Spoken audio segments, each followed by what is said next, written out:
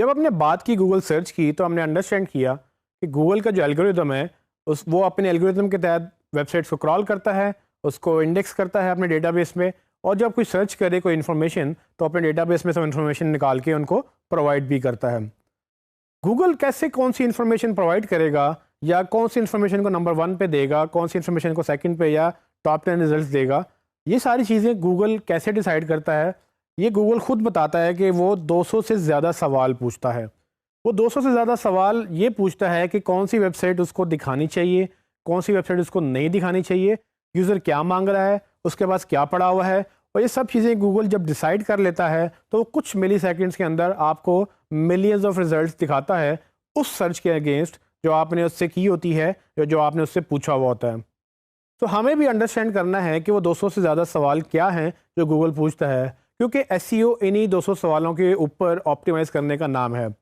तो अगर मैं आपको दूसरे अंदाज में बताऊं तो ये जो गूगल के 200 से ज़्यादा सवाल हैं ये एसईओ फैक्टर्स के नाम से जाने जाते हैं। हम टेक्निकल ज़ुबान में इनको एसईओ फैक्टर्स कहते हैं, क्योंकि हमें ये पता है कि गूगल जब ये 200 सवाल पूछता है बेसिकली वो इन 200 सवालों के ऊपर स्कोरिंग करता है। ये स्कोरिंग की बेस पे आपकी पूरी वेबसाइट को एक नंबर अलॉट होता है, आप एक स्कोर विन करते हैं, और अगर आपका स्कोर बाकियों से अच्छा है तो आप ऊपर चले जाते हैं, अगर आपका स्कोर अच्छा नहीं है या आपसे अच्छा किसी और वेबसाइट का स्कोर है तो वो ऊपर चली जाती है। और ये पूरी की पूरी स्कोरिंग का मैकेनिज्म, इसी को हमने बेहतरीन करना होता है, और ये सब चीज़ें हम एसईओ में पढ़ेंगे।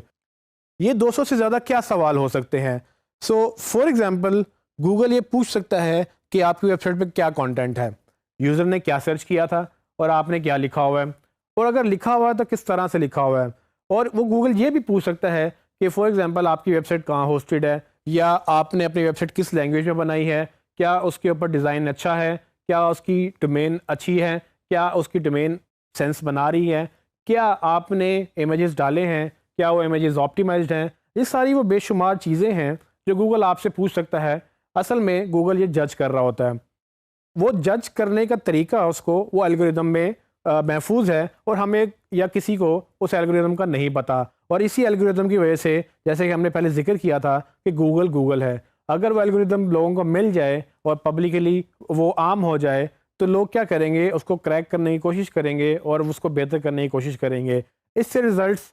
चीट होना शुरू हो जाएंगे और वो लोग ऊपर आना हो जाएंगे जो टेक्निकली ज़्यादा बेहतर हैं और उनको लगता है कि वो गूगल को चीट करके ऊपर आ सकते हैं। हमें सिर्फ ये पता है कि गूगल इन इन रैंकिंग फैक्टर्स के ऊपर हमें जज करता है और हमें स्कोर साइन करता है,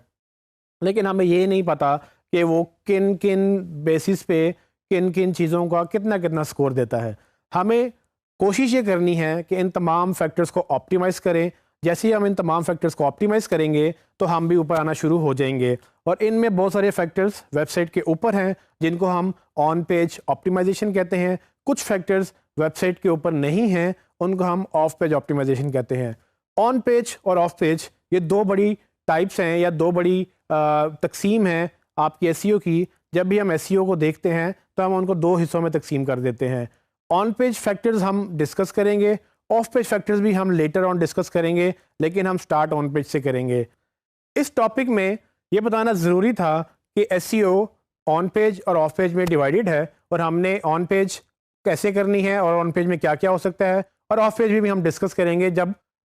हम ऑन पेज कर लेंगे, ताकि आप लोगों को समझ आ जाए कि हम आगे क्या करने वाले हैं।